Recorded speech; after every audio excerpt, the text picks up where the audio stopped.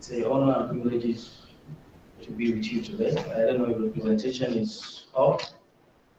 The first one being my role as a Vice President of African Working Group. And also the other one has to do with the opportunities that comes with the youths and young professionals within our community. So we can go with the first one. Thank you. So what's IEEE? IEEE stands for Institute of Electrical Electronics and Engineers, and it has evolved over time. And now what we're looking at to do based on the brand name is to say it's an institute of engineers and everybody else, because we understand for us to scale, we have to be able to touch lives and do a lot of things that impact others. So we've already evolved beyond just being institutes for engineers. So what does IEEE Smart Village stand for? The IEEE Smart Village is one of the initiatives, out of several other initiatives that the IEEE Foundation is financing in terms of innovation, technology, research, and also reaching out and empower various communities within the ecosystem. So the African Working Group was provided with 7 key mandates when it was instituted last year. And one of the mandates is for us to be able to have representatives from various African countries. So I'll be sharing that with you, and we'll be able to take that gradually. I plan to do the first presentation 15 to 20 minutes, and we'll go into the second presentation that has to do with the initiative proper in the next 15 minutes, and we'll be able to share Q&A. Please go to the next slide on that first. Thank you. So this me on LinkedIn, just put my name there, you'll be able to connect. As MC already introduced that, I won't be saying much on this. So we can go into the IEEE Smart Village pillars. So Smart Village is actually a systematic solution of empowering communities. You can see 3 pillars standing there, one representing energy, the other representing education, and the most important one, which is enterprise. So under it, you have people volunteer as well as partners that make sure all these things happen. So for every community, we identify people that are into innovative research and also entrepreneurship. These people, we work closely with them to provide some seed funding and grants that will help them turn around the community and as well be able to stand alone to empower others, running their businesses. So if you look at it very well, we fund community connected entities to provide energy education and also enterprise. And also we mentor them to make sure that they're able to become successful. And we look forward for them to think big beyond the seed funding that was provided. I will mention that the last Independence Day, one of the ISB funded entity, Ifan Rajaka, the CEO and the founder of Green Village Energy, was featured on the Forbes 100 in Nigeria. And actually, this is one of the entrepreneurs who've empowered over 10 years. So we can go into the next slide. Thank you. So looking at us being able to touch the global scale, we see we can't do it alone than to partner with other humanitarian related entities. So we fuse into Rotary, coming up with a club called the Silicon Valley Smart Village, which focuses on the 3 pillars of the Smart Village and also the 7 focus areas of Rotary coming together to work as a team. So so this is just a representation of the IEEE Smart Village technology contribution into the focus area of Rotary. We can go next.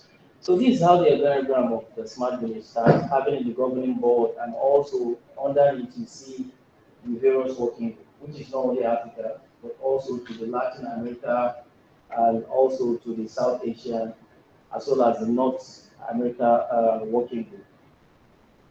So the mission is actually for us to be able to reach out to a lot of people by decentralization, having local representatives in this continent And our vision and objective is very clear to make sure that people enjoy equal access to electricity education and also entrepreneurship.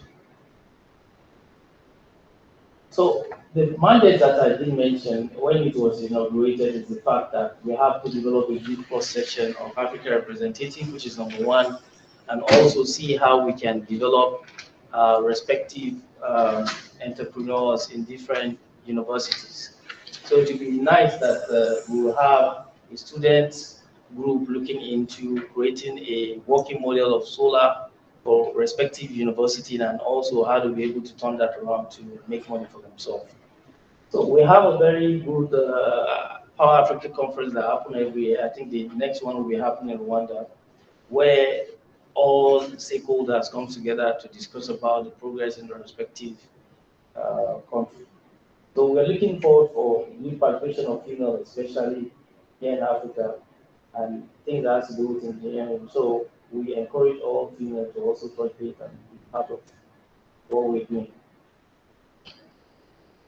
So this is the seven mandates. Among the leadership, you can see myself, and we have the secretary, the chair, and you have Aboki Makanda that chairs the education committee from DRC. We have some of the project leads from Kenya as well as the co-chair of the project from Nigeria. So this is some of the meetings we've held. This virtual meeting we do have, and we do all these meetings on the second and the fourth Friday of every month. And you are invited to join us. So this is how we've spread our footprint across Africa, and we're still going fast. So currently now, upon inauguration, we have about 18 representation, but as it stands today, we have about 35 African countries already reached, with the objective of reaching the entire 54 by Q1 next year. So on the second mandate, we started with the pilot of reaching out to technical universities. We've identified base now as well as UK and the rest of the universe as people who want to work very closely. We've received proposal from Base University because the students are looking into some of the providing solutions to some of the neighboring communities here, which already discussed with them on how we'll be able to finance them to start that project. One interesting project we have from Bayero University is for them to have e-mobility within their campus, and they are already doing through the research to get that done. So the University of Johannesburg is also looking into how they can have this e-mobility as well as providing some storage, working on some storage facility as well. So next slide. So for the mandate number 3, which is working solar model, these are the sketches we received from some of the students that are looking into e-mobility.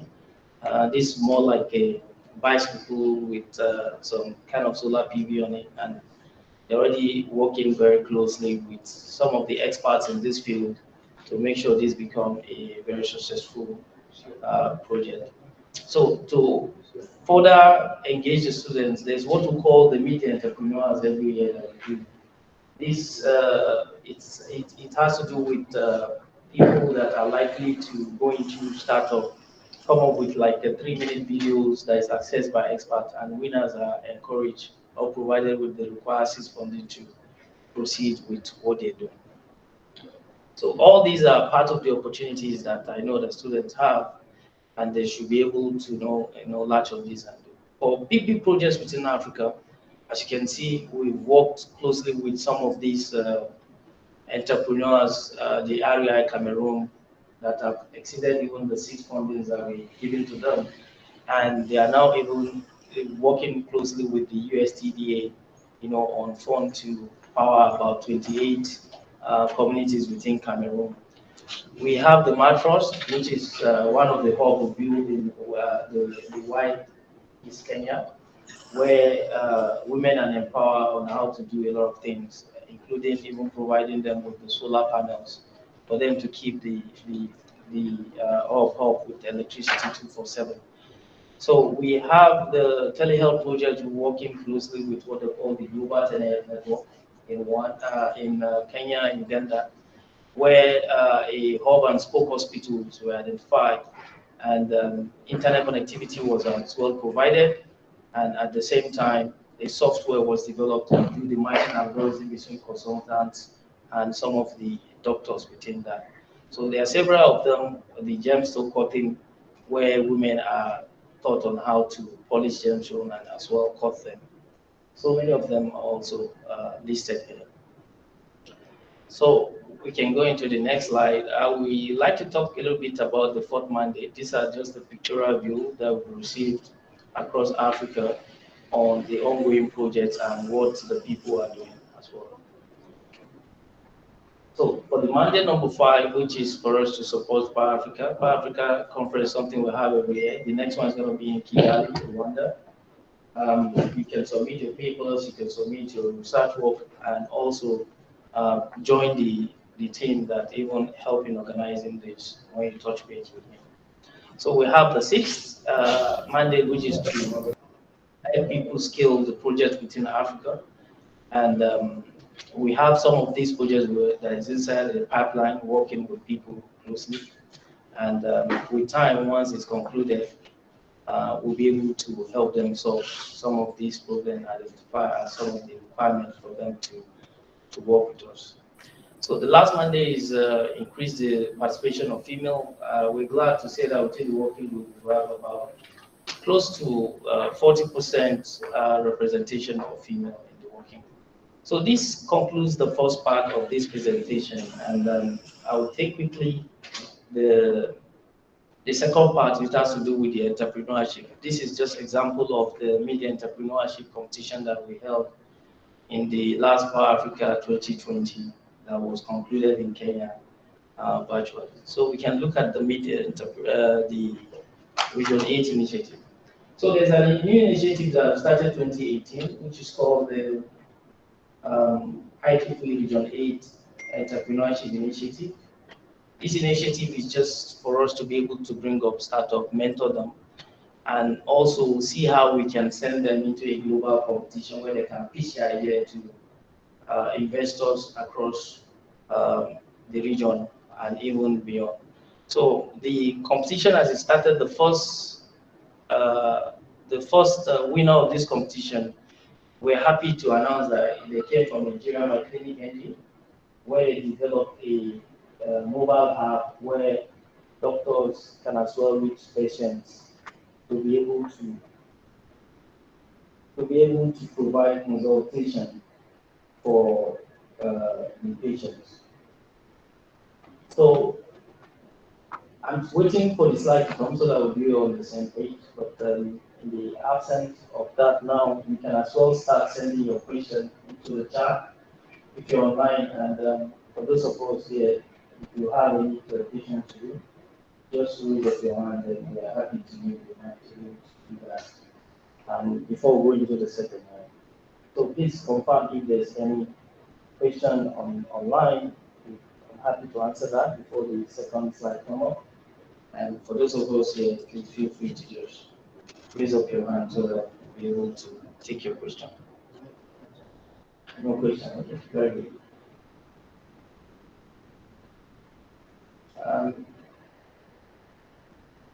I think that's that one. You just kicked it. Yes, this one. Yeah. All right. Thank you.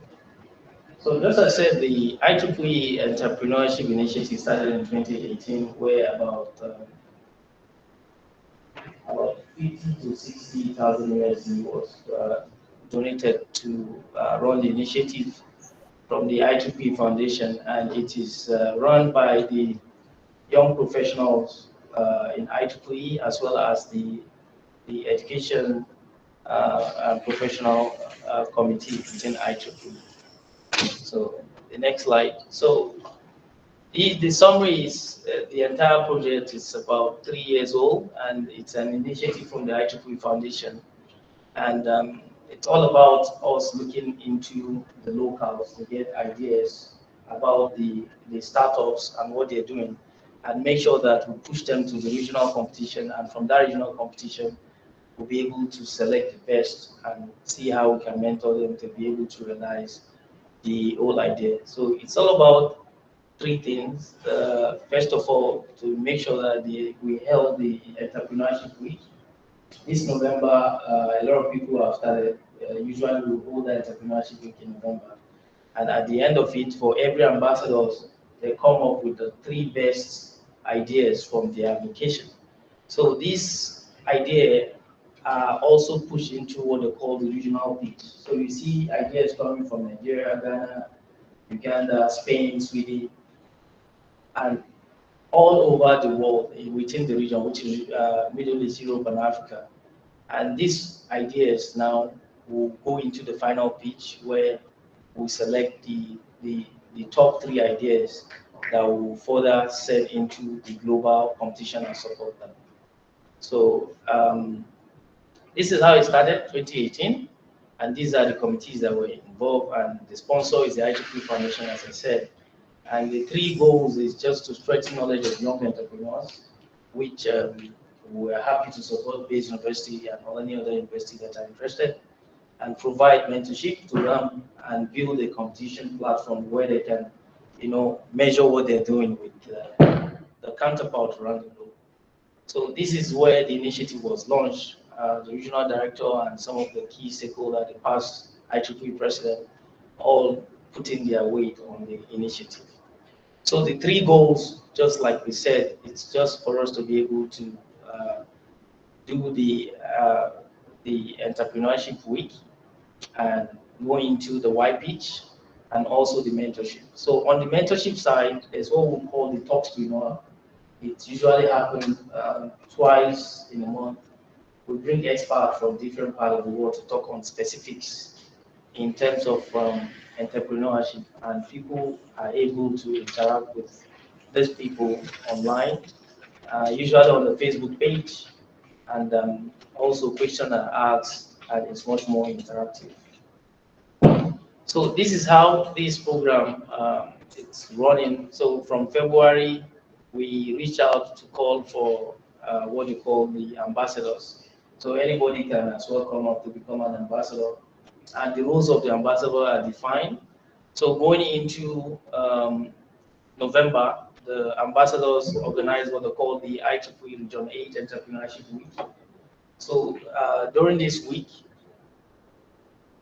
they hold their pitch, they select the top three and send it to the regional competition. So between February to August, we plan for the white pitch. So after that white pitch is done, we select the winners, we take them into our mentorship program. So just to recall some of the successes of the entrepreneurs, you can see very well on this slide that you have a lot of people coming from different backgrounds to talk on relevant topics that actually help the startup and also the entrepreneurs.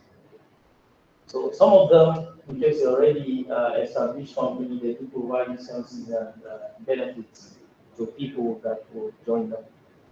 So the white pitch competition for 2020 already held. The winner is from Nigeria. This is just all we do to make sure that 3-minute video about your pitch is submitted, and it's rated by judges. And these judges select the top 3 that goes into the regional competition. So after that competition, you see that go ahead. You see that different countries, more than 20, and in the 2021 edition, I have about 35 countries that participated. So these are some of the collages that we received in this competition, from Middle East to Europe to Africa, and how they be able to come up with the top best that goes into the region. So this is how we ended up selecting the winners for the 2019. We have my clinic that even went ahead to won the overall best. My clinic is from Nigeria, and we have people like Ibasak from Croatia, and Wade also from Europe. So all these people were able to come second and third respectively. But the most interesting thing is the 2019 and 2020 was actually won by Nigeria. That's to say our ideas are actually very, very good. So we have to support this initiative coming up from the Innovation and Research Unit of Bayes University.